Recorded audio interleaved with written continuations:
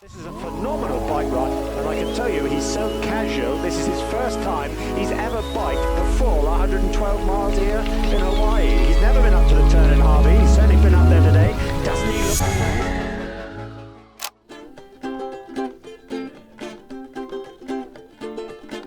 look... No, I won't back down. I said no, I won't back down.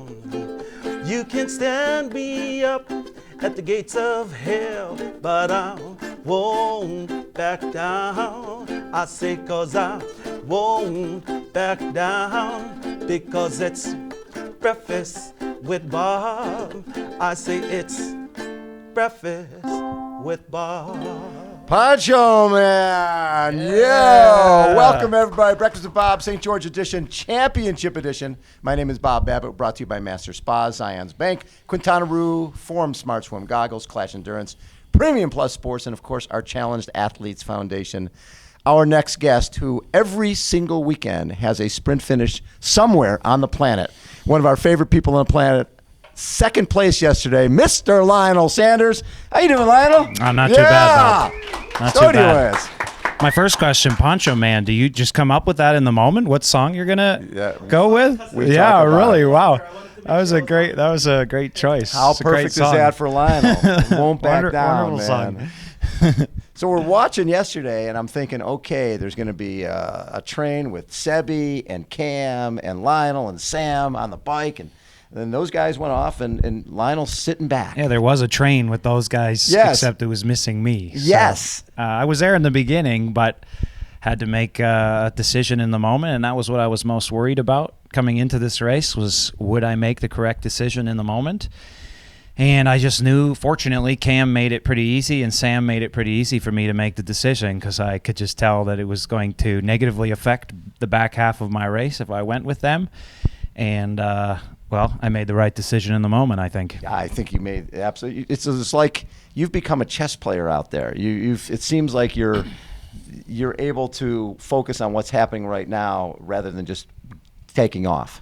Well, you walk enough Ironmans and you start to get intimate knowledge of what is possible for yourself and yes. how to extract the maximum value out of yourself.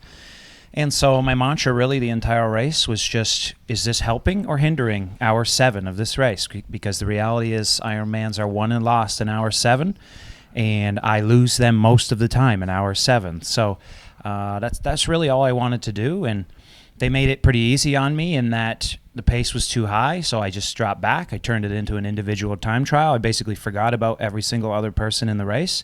I just listened to my own body. Actually, on the press conference leading in, Sebastian had made a comment of like, if it's hard, I just slow down. And yes. I was like, wow, that's like so logical. I wonder why I haven't done that before. So I was like, if it's too fast, slow down. Yes. And I did that the entire race.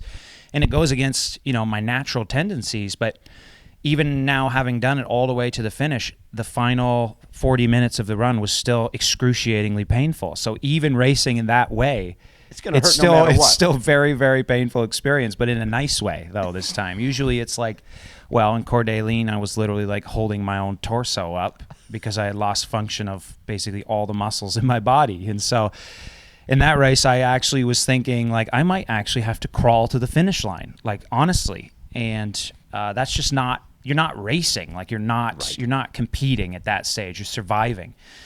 And if you do it properly, at least you're competing right to the end. Exactly. And that's what I wanted to do, and prove to myself that I could do. And when I look at your, like a 416 bike, your third fastest there, 240, 225 run, second fastest, but you're eighth at the end of the bike, 445, or actually you're 445 down starting the bike, and even at 13 miles, you're still 530 down. Yeah, it was losing time. You were losing time. Yeah. And ever question yourself? No, I think when you come up with a strategy, and I have a lot of experience to sort of have confidence in the strategy. Yes. But at the very least, you come up with a strategy, and once you commit to it, you stick to it. And I was fine with whatever the outcome was. And I sort of already had the experience in Oceanside where I had to make a decision on the fly when I lost all of my nutrition. And I said, okay, this is the strategy. I'm going to ease off a bit on the bike, conserve energy, and then I'm going to have a really good run once I can start to, consume fluid and carbs again. And so that gave me solace that, my tactical sense is half decent because it panned out half decent. And so I committed to it. And hey, it could have finished totally different. I could have finished 15th with the strategy, but I still would have taken solace that that was the correct plan in the moment. And I executed to the best of my ability.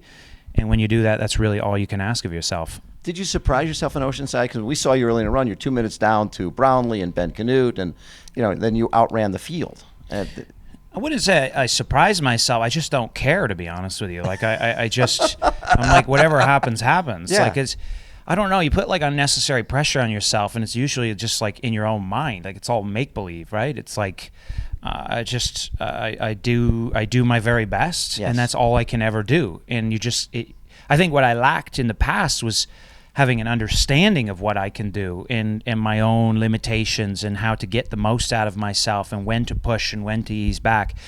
And now, after many, many years of experience, now I trust my internal perceptions. The reality is I was never winning this race. Second was the best that I could possibly get in this race. Christian is just, he's a notch above.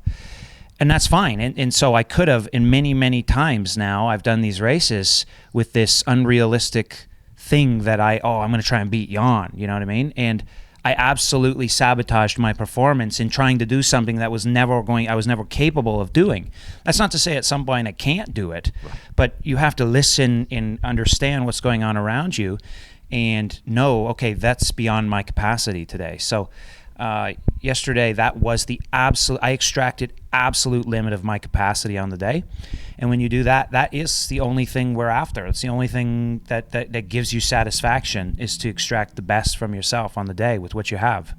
So you got Braden Curry up the road, and he's as tough as they get.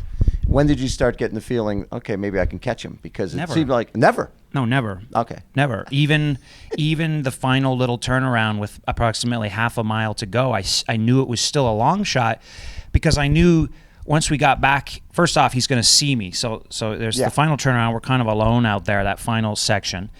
And I still probably had 15-second deficit coming in. But I knew I had to get as close as I could coming into that turnaround, because I knew he would get that final push, right? Right. Like you can push yourself the finish. final, final half a mile. And then I knew we would come back into the crowd, of which case you feel nothing, you feel no pain, right? And so I really worked it into that final corner. And I think someone said, you're 12 seconds down or something. It was probably like, I don't know, 100 meters or whatever, 80 meters down or something. And so we made the turn, and then I still didn't believe. Like I still certainly didn't think, I knew it was a long shot. Yeah.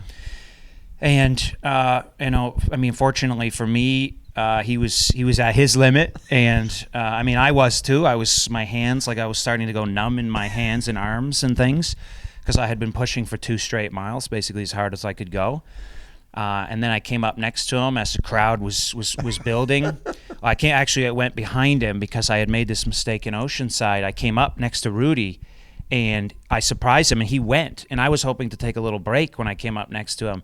So I learned from that experience that don't come up next to him, take the break behind him, and then surprise him. Yes. And so that's what I did. Unfortunately, he didn't have any response, because I'm sick of doing, like all the way to the finish line sprints. Just watching that, though, the tactics to be able to understand, okay, I'm going to sit behind and then I'm going to make my move. That's such a new thing for you. It's like they say you win or you learn. It seems like you learn from every single race. It's taken me a long time to learn all these lessons and a lot of horrible experiences, but I do feel that I am starting to garner a lot of experience in racing. Yes, tactics, all of these things, what's going on under the hood, how to listen to yourself, how to fuel. I mean, I am not the greatest. Like, I have very little talent, certainly in the water. If you look at my run form, all these things, you know what I mean? I'm not like, I think I've had to sort of maximize my what I have. And Christian really inspires me, because, I always use things like, I'm on the heavier end for a runner. I have a high sweat rate, all of these things. So Christian's deeply inspiring me because I went for a bike ride and was like, oh yeah, I sweat at 3 liters an hour too. And he's like, oh yeah, I can win Kona, no problem. And so these are not excuses anymore. This guy's changing the entire game. You know what I mean? He doesn't see any limitations. So, I mean, we're just in a great time in the sport. It's wonderful. We've got a lot of great athletes, and I'm just excited to be here and part of it in this moment. I love the fact watching you from behind at the end of the race. I'm like, Lionel's body has changed significantly because you were more of a barrel-chested guy, and now you have a runner's build. Obviously, that doesn't happen overnight. How long has that process been? I mean, I haven't done anything like to try and, I would say maybe I was doing a lot of anaerobic training and not a lot of upper aerobic training. And now I have done a lot more aerobic training and a lot less of the anaerobic stuff. And so I would imagine that probably changes your body composition a bit. Doing more, upper aerobic race-based stuff makes you more fat adapted. There's many good things that come from that. And probably changes your composition. But I mean, I still weigh exactly the same. I've weighed the same for the last literally probably 6 years. So 160 pounds pretty well every morning when I wake up. So, but certainly you change composition and that sort of thing based on the type of intervals and volumes and that sort of thing that you're doing. I look back to 2017 when you got second to Patrick Lange, and the fact that what would Lionel be, would his life be different, and how would he be as an athlete if you had won that day?